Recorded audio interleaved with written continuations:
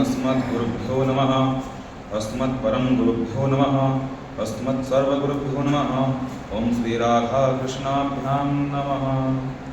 वंशी विभूषितकरान्नवनीरदावात् पीताम्बरातरुणबिम्बफलाधरोष्टात् पूर्णेन्दुसुन्दरमुखादरविन्दनेत्रात् कृष्णात् परं किमपि तत्त्वमहं न जाने। नारायणं नमस्कृत्य नरं चैव नरोत्तमं देवीं सरस्वतीं व्यासं ततो जयमुदीरयेत्। मूकं करोति वाचालं पङ्गुं लङ्घयते गिरिं यत्कृपातमहं वन्दे परमानन्दमाधवम्। सर्वप्रथम परमपिता परमात्मा इस सृष्टि के कण कण में विराजमान तथा हम सभी प्राणियों की आत्मा में विराजमान, आत्मा को प्राण देने वाले ऐसे परम धाम परम पवित्र शुद्ध विशुद्ध आत्माराम तुकाराम भगवान श्री विष्णु के चरणों में कोटि नमन करता हूँ। तदुपरांत इनकी कृपा से हम सब आज यहाँ एकत्रित हुए हैं। नित्य वंदनीय प्रातः स्मरणीय परम पूज्य महाराज श्री के चरणों में कोटि नमन करता हूँ। तदुपरांत सभागार में उपस्थित नित्य नया पाठ पढ़ाने वाले परम पूजनीय गुरुदेव के चरणों में कोटि नमन करता हूँ। तदुपरांत यहाँ उपस्थित सभी भाइयों का स्वागत अभिनंदन। आइए कुछ नीति की बात शुरू करने से पहले भगवान का नाम लेते हैं। श्री कृष्ण गोविंद हरे मुरारी, हे नाथ नारायण वासुदेव। श्री कृष्ण गोविंद हरे मुरारी, हे नाथ नारायण वासुदेव। हे नाथ नारायण वासुदेव, हे नाथ नारायण वासुदेव।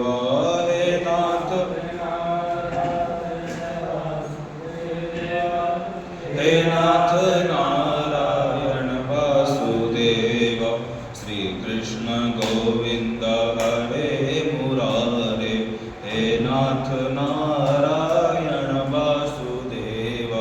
श्री कृष्ण गोविंद हरे मुरारे, हे नाथ नारायण हे नाथ नारायण वासुदेव। हे नाथ नारायण वासुदेव। बोलिए आगे बिहारी लाल की। हमने सुना था युद्ध भूमि में अर्जुन खड़ा हुआ है, उसे अधर्म के प्रति लड़ना है। जो कौरव हैं वह अधर्म की तरफ से हैं, अधर्म की तरफ से पांच पांडव है, लेकिन अपने सगेरे चाचा भाई आदि को देखकर मोहित हो जाता है, अपने कर्तव्य से विमुख हो जाता है। भगवान उसे समझाते हैं, तू नपुंसकता को प्राप्त मत हो। इसी के बीच में भगवान उसे समझाना चाहते हैं कि तेरा अभी मुख्य कर्तव्य क्या है, तुझे भी क्या करना चाहिए।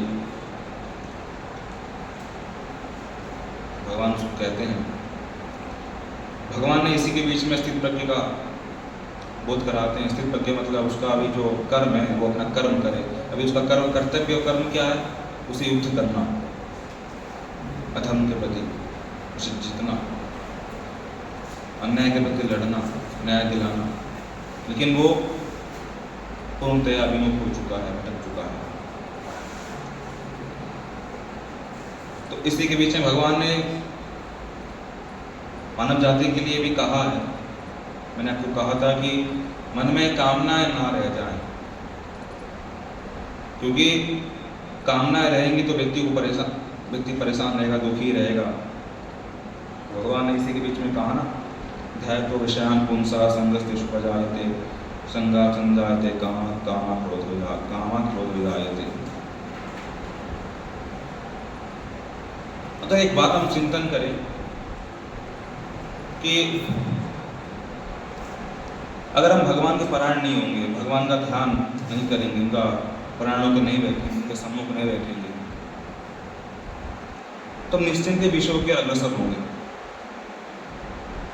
विषय मतलब संसार के भोग इत्यादि, भोगना जो चीज़ हमें अच्छी लगती है, आंखों के द्वारा माध्यम से हो, शरीर के माध्यम से हो, किसी माध्यम से हो, हमें कोई चीज़ अगर अच्छा लग रहा है उसे भोग लेंगे। अगर हम उस परमपिता परमात्मा का चिंतन नहीं करेंगे तो निश्चित ही हम संसार की ओर आकृष्ट होंगे।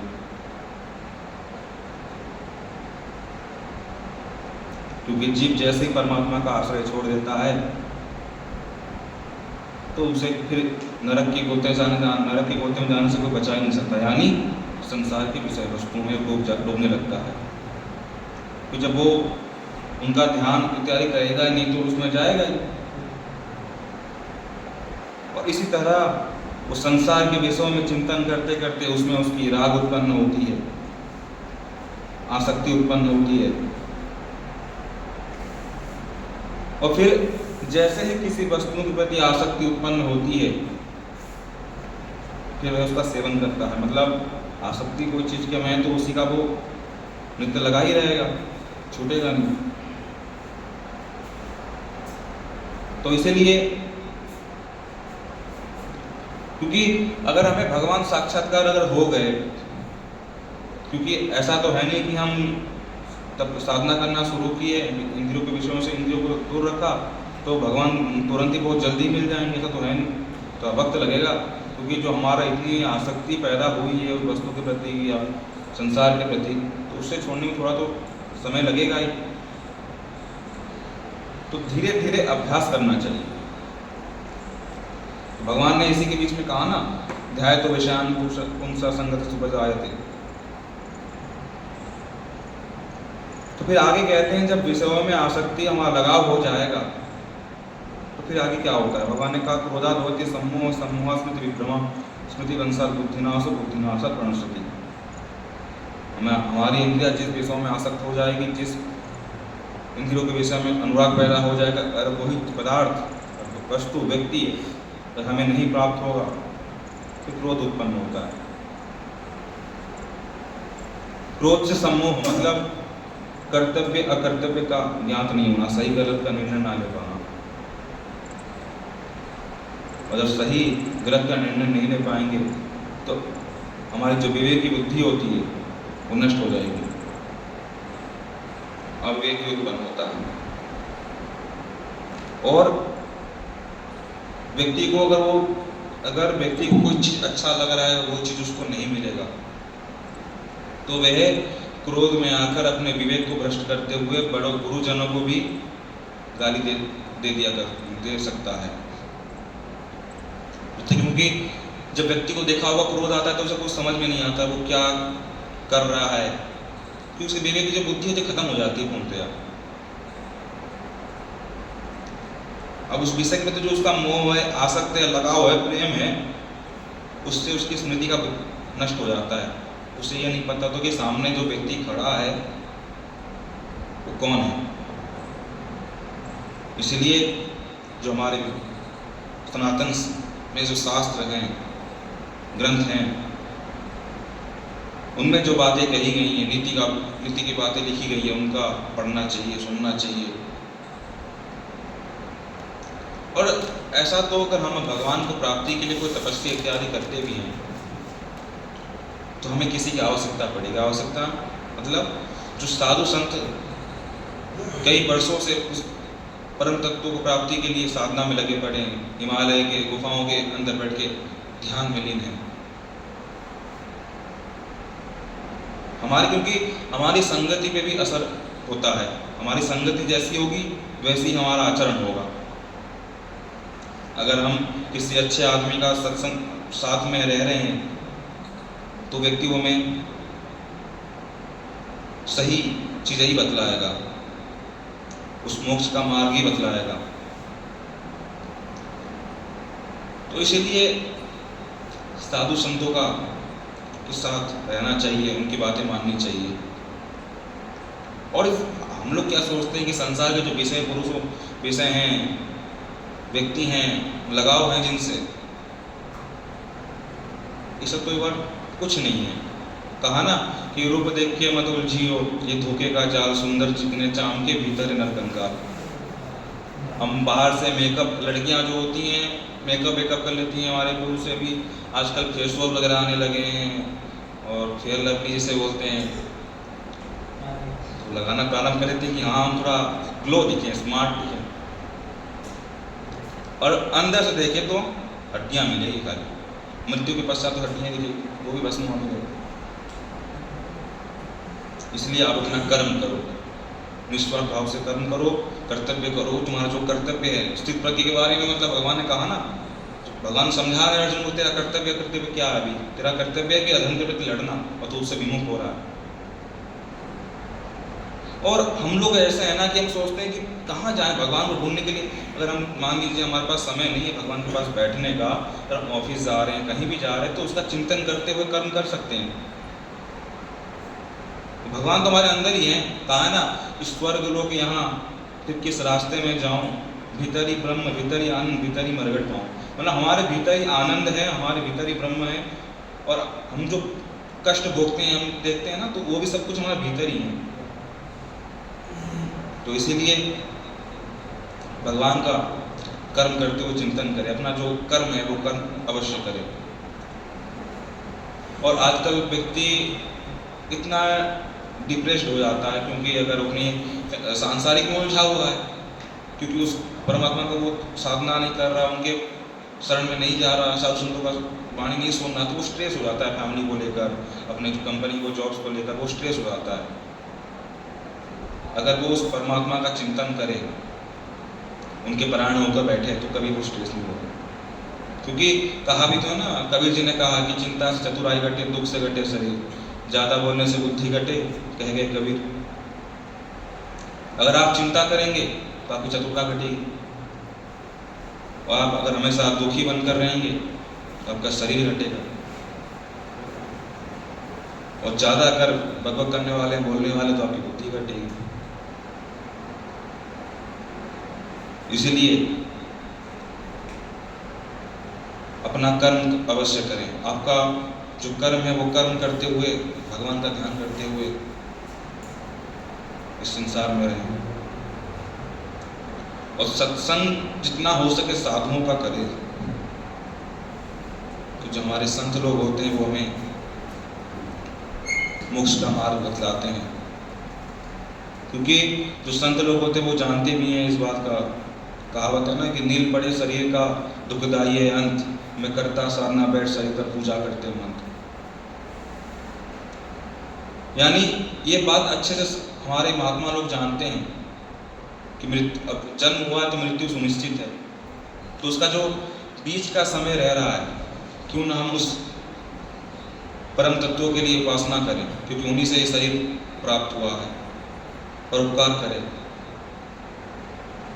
और हमारे जो संत होते हैं, कोई इतने, अगर हम लोग बहुत हिंसक वाले प्रवृत्ति वाले हैं या बहुत गंदे आचरण वाले हैं, उनके शरण में जाते हैं ना, तो हमें वो क्षमा करके अपनाते हैं, फिर सद आचरण, सद्ज्ञान कराते हैं, सिखाते हैं क्या करना है, क्या नहीं करना, कैसे व्यवहार आचरण करना है। तो इसीलिए किसी भी संसार के विषय के प्रति आसक्त मत होइए, क्योंकि ये सब विनाशील है, विनाश के कारक हैं। इसलिए आप अपना जो कर्म है उसको करते हुए उस परम तत्व की उपासना करें। कि भगवान ने इसमें आगे कहा कि राग द्वेष वियुक्तस्तु विषयानिन्द्रिय स्वरन आत्मवश्य विधेय आत्मा प्रसादम अधिगच्छति। आसक्ति में राग द्वेष भी उत्पन्न होता है, क्योंकि हमारे किसी विषय के प्रति लगाव है और वो विषय नहीं मिलता है, और कोई चीज़ किसी दूसरे को हमारे सामने दी जा रही है, तो हमें उस व्यक्ति से द्वेष भी उत्पन्न हो सकता है। और इसीलिए अगर आप नित्य निरंतर भगवान के सम्मुख होकर बैठते हैं, जिनको हम कह रहे हैं मुमुक्षु होते हैं, जो जिन्होंने अपने इंद्रियों को बस में कर रखा है, उनको कोई मतलब नहीं होता कम ज़्यादा, बुरा भला होने के वो सम रहते हैं, समत्व भाव रखते हैं। दुख आने पर उनका वही आचरण रहते हैं जो सुख होने पर होता है। मतलब दोनों में वो समत्व का भाव लेके चलते हैं। दुख में ना ज़्यादा दुखी होते हैं और ना सुख में ज़्यादा अति प्रसन्न होते हैं। तो इसीलिए संसार के विषयों में आसक्त मत होइए। भगवान ने भी तो कहा ना, प्रसाद सब दुखा नाम हानिरश्रु बजायते प्रसन्न चेतो सहास बुद्धि परिवर्तिष्ठते। अगर व्यक्ति प्रसन्नता को, अगर व्यक्ति प्रसन्न रहता है तो प्रसन्न रहने से उसे क्या क्या मतलब बदलाव होता है। प्रसन्नता व्यक्ति 3 कारणों से रह सकता है। अगर वो आध्यात्मिक है, भगवान की उपासना वगैरह कर रहा है, तो उसके समस्त दुखों का नाश हो जाता है, क्योंकि वो उस परम तत्व का उपासना कर रहा है। तो उसके जीवन में ना कोई दुख पीड़ा आती ही नहीं है, क्योंकि उसे उसकी जो इंद्रियां हैं वो अंतर्मुखी हो चुका होता है। क्योंकि वो जान लेता है जो संसार के भोग पदार्थ हैं ये विनाशील हैं, ये मुझे नरक की ओर ही ले जाएगा, इससे मुझे कोई लाभ नहीं होने वाला, क्योंकि मृत्यु तो सुनिश्चित ही है। तो ये सब जानते हुए वो परोपकार के लिए कार्य करता है।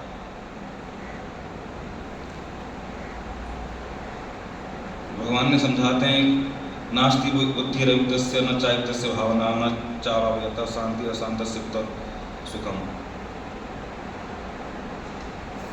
भगवान कहते हैं कि जिस पुरुष का जो अंतःकरण है वो मेरे प्रति समर्पित नहीं है, समाहित नहीं है, ऐसा पुरुष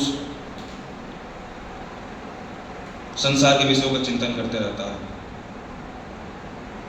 जिसकी इंद्रियां संयमित नहीं है, ऐसे मनुष्य की व्यवसाय में का जो बुद्धि होती है वो उसके पास नहीं होती, और वो व्यवसाय में का बुद्धि ना होने से वो कर्तव्य परायण नहीं होता, वो अपना कोई निष्काम भाव से कार्य करता ही नहीं है। और जब निष्काम भाव से वो कार्य नहीं करता है, कर्म नहीं करता है, उसके मन को शांति भी नहीं रहती है।